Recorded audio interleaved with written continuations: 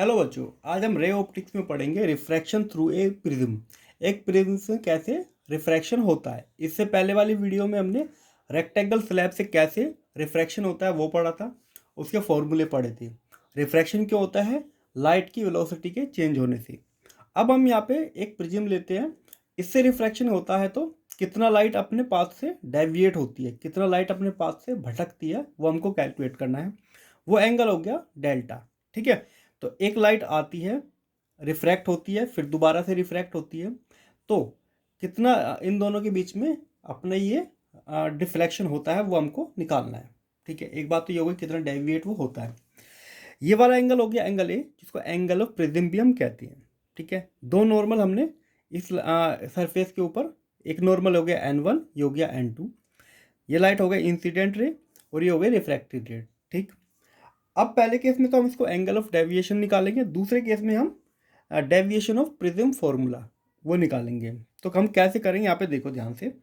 अच्छा देखो, सबसे पहले तो जो एंगल है डेल्टा, ये वाला जो ट्राइंगल है, ये जो ट्राइंगल है इसमें एक्सटीरियर एंगल है, मतलब डेल्टा की जो वैल्यू होगी इस एंगल के और इस एंगल के बराबर होगी। ठीक, अब ये एंगल कितना होगा? देखो ये एंगल अगर आई है तो ये पूरा एंगल भी कितना होगा? आई। पर ये वाला एंगल निकालोगे तो इसको हम क्या लिख सकते हैं? आई माइनस ये वाला जो एंगल होगा I1 माइनस R1, और ये वाला एंगल क्या होगा? I2 माइनस R2, क्योंकि ये पूरा जो है I2 होगा, क्योंकि वर्टिकल अपोजिट एंगल है। तो ये वाला एंगल जो होगा मैं यहाँ पे लिख देता हूँ I2 minus R2।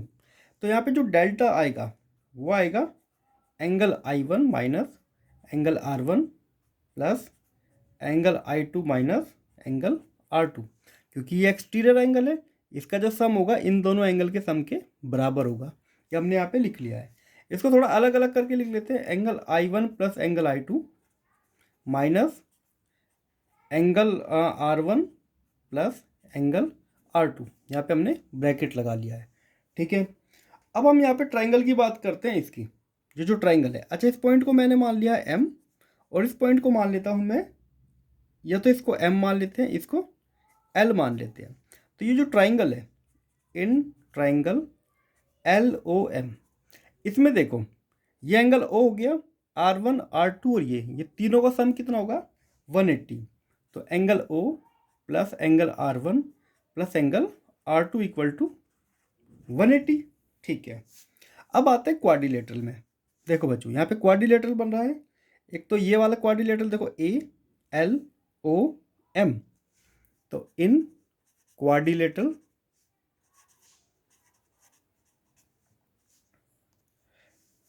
ALOM, ALOM। देखो ये जो एंगल है ये तो 90 डिग्री का है, क्योंकि नॉर्मल है ना, ये भी 90 डिग्री का। इसका मतलब A और O को मिला के कितना बनेगा एंगल? 90 डिग्री का। तो angle A angle O equal to 180। ठीक है, क्योंकि ये 90 डिग्री का है, ये भी 90 का है, और एक क्वाड्रिलेटरल का टोटल सम कितना होता है? 360। तो A और B इन दोनों का हम कितना होगा? 180। ये हमेशा होता है जब भी क्वाड्रिलेटरल होते हैं उसका सम 180 होगा। ठीक है, अब देखो हम यहाँ पे रख सकते हैं 180 के इक्वल ये रख सकते हैं यहाँ पे इस वाली इक्वेशन में।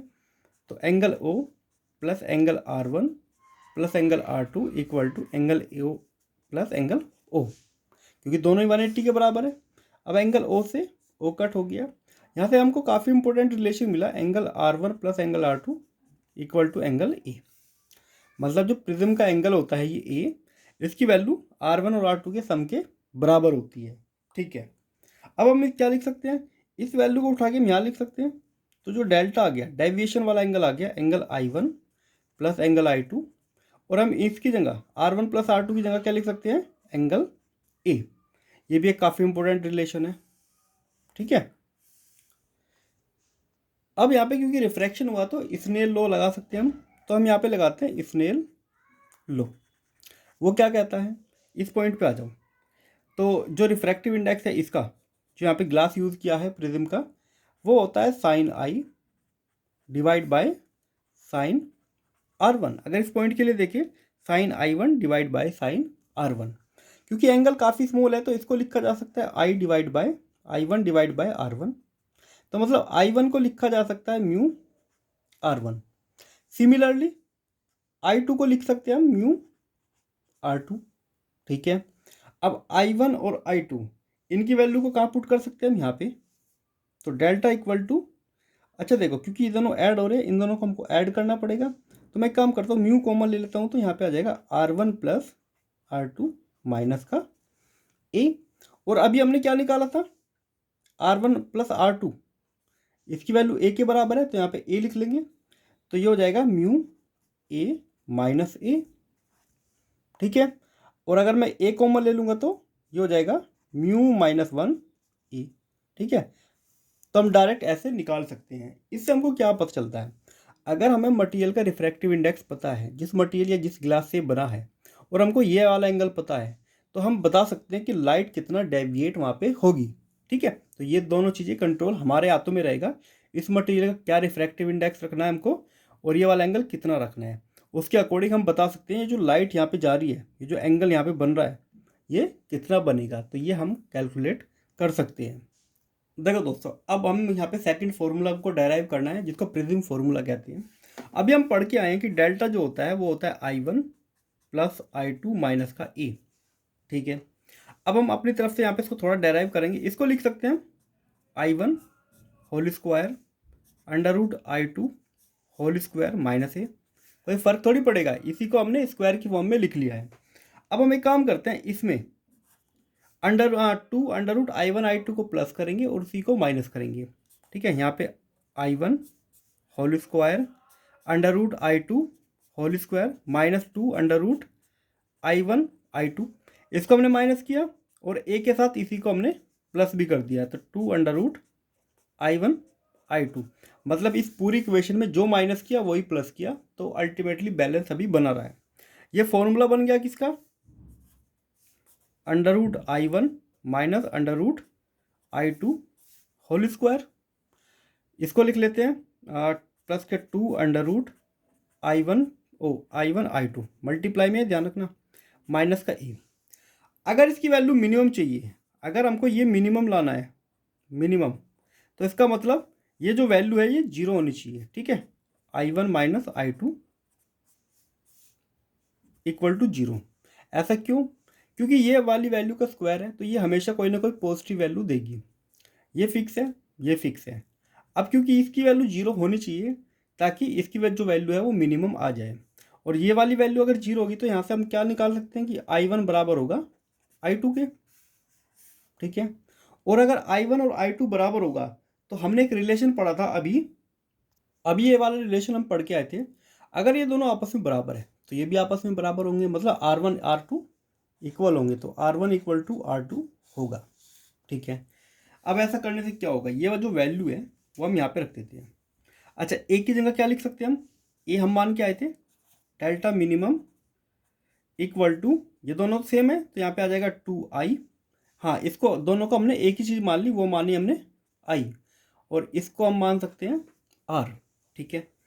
अच्छा, ए की जगह हमने क्या माना था, ए हमारा होता है, देखो ए की वैल्यू थी R1 प्लस R2, मतलब कि दोनों एंगल का सम था यहाँ पे, तो इसकी जगह हम क्या लिख सकते हैं R1 प्लस R2, देखो ऐसा था ना कि R1 plus R2 equal to था ए, तो यहाँ पे हो जाएगा 2R इक्वल टू ए, ठीक है।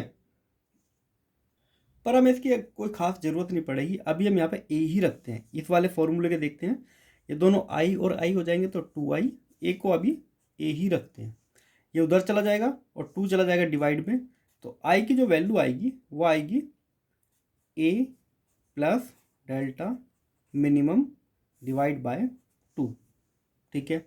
अभी हम यहाँ पे ही रखते हैं। अच्छा, अब आता है हमारा स्नेल लॉ।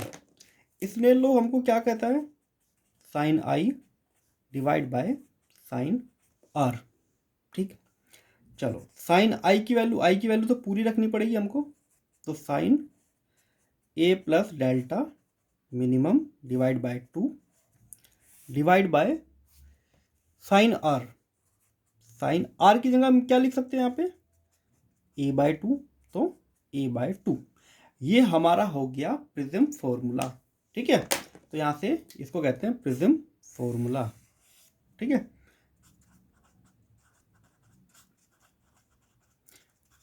तो हम कैलकुलेट कर सकते हैं रिफ्रैक्टिव इंडेक्स प्रिज्म का या एंगल ऑफ डेविएशन। इसके ऊपर 2 क्वेश्चन करते हैं छोटे छोटे।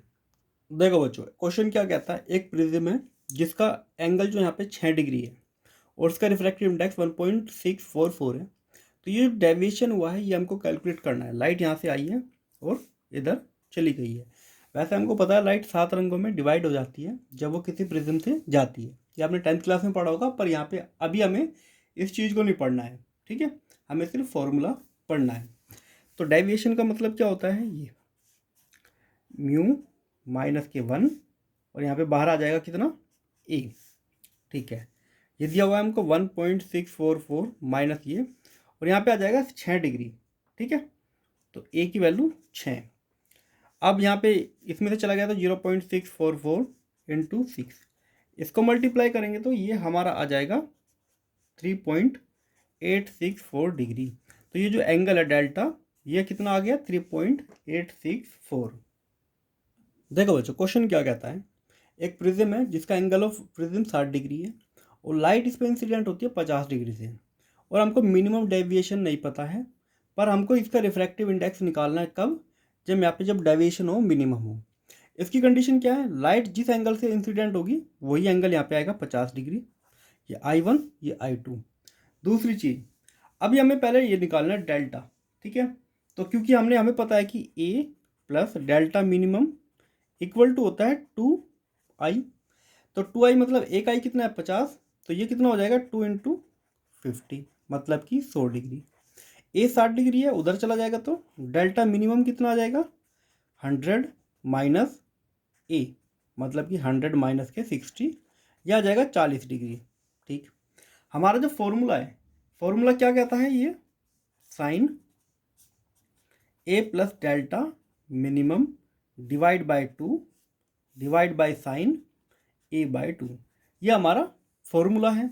अच्छा, A हमें पता है कितना है, ये तो कितना हो गया 40, ठीक है। वैसे देखो A प्लस डेल्टा मिनिमम चाहिए, ये हो गया 100, और उसको डिवाइड करना है 2 से, तो ये हो जाएगा 50। तो म्यू की वैल्यू आ गई sine 50 divide by A by 2।